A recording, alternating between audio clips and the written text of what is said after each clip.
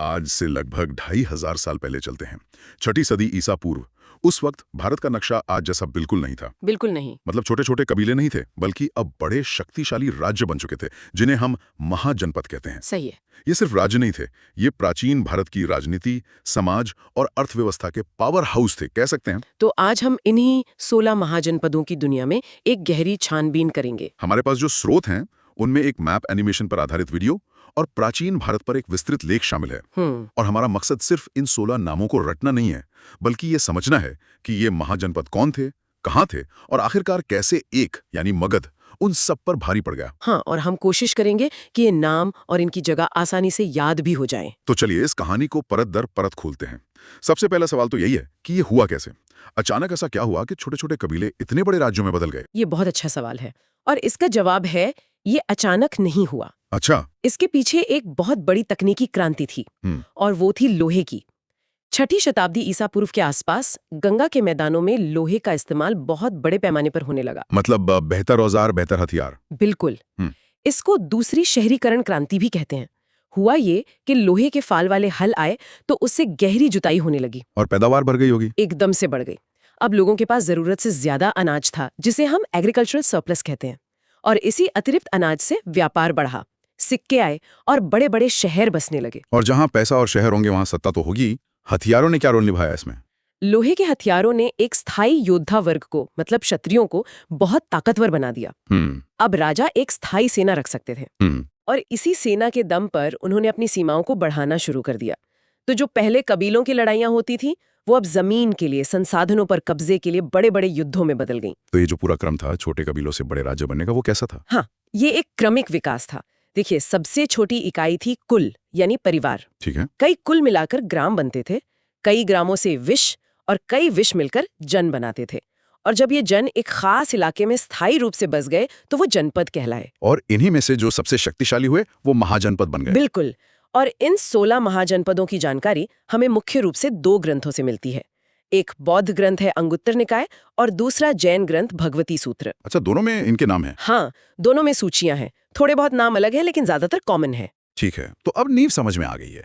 अब 16 नाम एक साथ याद रखना तो मुश्किल हो सकता है, तो इन्हें याद रखने में आसानी के लिए क्या हम इन्हें भौगोलिक समूहों में बांट सकते हैं? हाँ, ये सबसे अच्छा तरीका है और शुरू करते हैं वहीं से जो इन सब का सिकंदर बना, यानी मगध। मगध ये सभी महाजनपदों में सबसे महत्वाकांक्षी और आखिरकार सबसे शक्तिशाली साबित हुआ। ये आज के दक्षिणी बिहार में गंगा नदी के दक्षिण में था। मगध इतना शक्तिशाली क्यों बन पाया? क्या सिर्फ राजा ही बहुत काबिल थे या कुछ और भी वजह थी? राजा तो काबिल थे ही, जैसे बिंबिसार और अजातशत्रु, लेकिन मगध की जो भौगोलिक स्थिति थी वो उसकी सबसे बड़ी ताकत थी। अच्छा, कैसे? देखिए, इसकी पहली राजधानी थी राजगृह या गिरिव्रज। वो 5 पहाड़ियों से घिरी हुई थी, एक प्राकृतिक किला। मतलब सुरक्षित थी। बिल्कुल। और बाद में राजधानी बनी पाटलिपुत्र, जो गंगा, सोन और गंडक नदियों के संगम पर थी। उसे एक जल दुर्ग कहते थे। उस पर हमला करना लगभग नामुमकिन था। यानी सुरक्षा का पूरा इंतजाम था। और संसाधनों का क्या? मगध के पास छोटा नागपुर के पठार से लोहा आता था, जिससे बेहतरीन हथियार बनते थे। अच्छा। गंगा के मैदान की उपजाऊ जमीन से इतना अनाज आता था कि एक बड़ी सेना का खर्च आराम से उठाया जा सकता था।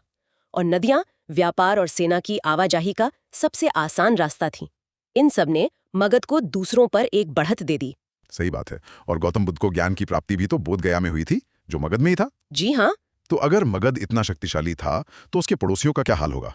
कोई था उसे टक्कर देने वाला? बिल्कुल। मगध के ठीक पूर्व में था अंग महाजनपद, आज का भागलपुर और मुंगेर का इलाका। अंग? इसकी राजधानी चंपा थी, जो उस समय के सबसे अमीर व्यापारिक नगरों में से एक थी। लेकिन इसकी समृद्धि ही इसकी दुश्मन बन गई। मतलब? मगध के राजा बिंबिसार ने अंग पर हमला करके उसे मगध में मिला लिया और यहीं से मगध के साम्राज्य विस्तार की शुरुआत हुई। तो एक पड़ोसी तो खत्म। उत्तर में कौन था? गंगा नदी के पार मगध के उत्तर में एक बिल्कुल अलग तरह का राज्य था, वज्जी। वज्जी? हाँ, राजधानी थी वैशाली। ये कोई राजतंत्र नहीं था, बल्कि एक गण संघ था, एक रिपब्लिक। अच्छा, एक रिपब्लिक। ये तो बहुत दिलचस्प है। हाँ, ये लिच्छवी, विदेह और ज्ञात्रिक जैसे 8 कुलों का एक संघ था। सारे फैसले सभा में बहुमत से लिए जाते थे। इसे दुनिया का पहला गणतंत्र भी माना जाता है। मतलब एक तरफ मगध में एक राजा का शासन और पड़ोस में पूरी एक समिति मिलकर राज कर रही थी। हाँ, और लिच्छवी इतने शक्तिशाली थे कि मगध भी उनसे सीधे टक्कर लेने से डरता था। जैन धर्म के 24वें तीर्थंकर महावीर स्वामी वज्जी संघ के ही ज्ञात्रिक कुल से थे। और वैशाली का जिक्र प्रसिद्ध नगर वधु आम्रपाली के लिए भी तो होता है। जी हाँ, जो बाद में गौतम बुद्ध की शिष्या बन गई। तो फिर इस मजबूत गणराज्य का अंत कैसे हुआ? इसका अंत भी मगध ने ही किया। बिंबिसार के बेटे अजातशत्रु ने वज्जी संघ में फूट डालने के लिए अपने मंत्री को भेजा। ओहो, कूटनीति। हाँ, जब संघ अंदर से कमजोर हो गया तब अजातशत्रु ने हमला करके वैशाली को जीत लिया और वज्जी को भी मगध का हिस्सा बना लिया। तो क्या इस तरह के गणराज्य और भी थे? एक और था, मल। यह आज के पूर्वी उत्तर प्रदेश मतलब देवरिया गोरखपुर के इलाके में था। मल। ये भी एक गणराज्य था, लेकिन वज्जी जितना बड़ा नहीं। इसकी 2 राजधानियां थीं, कुशीनगर और पावा। अरे, ये दोनों नाम तो बहुत पवित्र माने जाते हैं। बिल्कुल। गौतम बुद्ध ने कुशीनगर में महापरिनिर्वाण प्राप्त किया और महावीर स्वामी ने पावापुरी में। इसे याद रखने का एक तरीका हो सकता है, मल यानी पहलवान और 2 महान आत्माओं ने यहीं अपनी देह का त्याग किया। हाँ, ये अच्छा तरीका है। तो अब तक हमने मगध और उसके पूर्वी पड़ोसियों अंग और वज्जी को समझ लिया है, और मल गणराज्य को भी। अब कहाँ चलें? अब चलते हैं उस इलाके में जो महाजनपदों का केंद्र था, आज का उत्तर प्रदेश। अच्छा। जैसा कि एक स्रोत में बताया गया है, 16 में से 8 महाजनपद यहीं पर थे। 8। जरा सोचिए, गंगा के मैदान की उपजाऊ जमीन की वजह से यहाँ सत्ता के कितने केंद्र बन गए थे। बिल्कुल। चलिए इन्हें एक एक करके समझते हैं ताकि कोई कंफ्यूजन ना हो। ठीक है, तो सबसे पहले बात करते हैं काशी की। जी। राजधानी वाराणसी। काशी। मगध के उदय से पहले काशी सबसे शक्तिशाली महाजनपदों में से एक था। अपने सूती कपड़ों और घोड़ों के बाजार के लिए दुनिया भर में मशहूर था। और काशी का पड़ोसी कौन था? काशी का पड़ोसी और सबसे बड़ा प्रतिद्वंदी था कोसल। कोसल। हाँ, राजधानी थी श्रावस्ती। अयोध्या और साकेत इसके दूसरे प्रमुख नगर थे। कोसल के राजा प्रसेनजित बुद्ध के समकालीन थे। तो इनमें आपस में लड़ाई होती रहती होगी? हमेशा वर्चस्व की लड़ाई चलती थी। कभी काशी जीतता तो कभी कोसल। बाद में कोसल ने काशी को अपने में मिला लिया। तो मतलब मगध के शक्तिशाली होने से पहले काशी और कोसल ही सुपर पावर थे एक तरह से। बिल्कुल कह सकते हैं, लेकिन इनकी आपसी लड़ाई ने दोनों को कमजोर कर दिया और बाद में मगध ने पहले कोसल के साथ शादी के रिश्ते बनाए और फिर धीरे धीरे उसे भी अपने साम्राज्य में मिला लिया। दोस्ती, शादी और फिर कब्जा, उस दौर की राजनीति। बिल्कुल। ठीक है, तो काशी और कोसल एक जोड़ी की तरह हो गए। उत्तर प्रदेश में और कौन थे? थोड़ा और पश्चिम में चलें तो यमुना नदी के किनारे था वत्स। राजधानी थी कौशाम्बी, आज के प्रयागराज के पास। वत्स।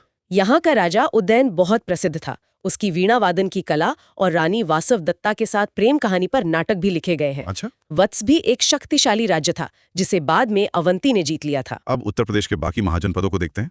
इनमें महाभारत से जुड़े हुए कुछ नाम भी हैं ना? हाँ बिल्कुल, जैसे कुरु, राजधानी इंद्रप्रस्थ यानी आज की दिल्ली। हाँ, दिल्ली मेरठ का क्षेत्र। महाभारत काल में तो ये सत्ता का केंद्र था, लेकिन महाजनपद काल तक इसकी राजनीतिक शक्ति बहुत कम हो गई थी। और पांचाल, द्रौपदी का राज्य। वही पांचाल, ये कुरु के पूर्व में था। ये 2 हिस्सों में बटा था। उत्तरी पांचाल की राजधानी अहिच्छत्र और दक्षिणी पांचाल की कम्पिल्य। कुरु और पांचाल दोनों ही अपनी पुरानी शान खो चुके थे। और कृष्ण की नगरी? वो था शूरसेन महाजनपद, राजधानी मथुरा। मथुरा। हाँ, आज का ब्रज क्षेत्र। बौद्ध ग्रंथों के अनुसार यहाँ के राजा अवंती पुत्र बुद्ध के प्रमुख शिष्यों में से एक थे। तो उत्तर प्रदेश की सूची में अब एक आखिरी नाम बचा है। हाँ, चेदी महाजनपद।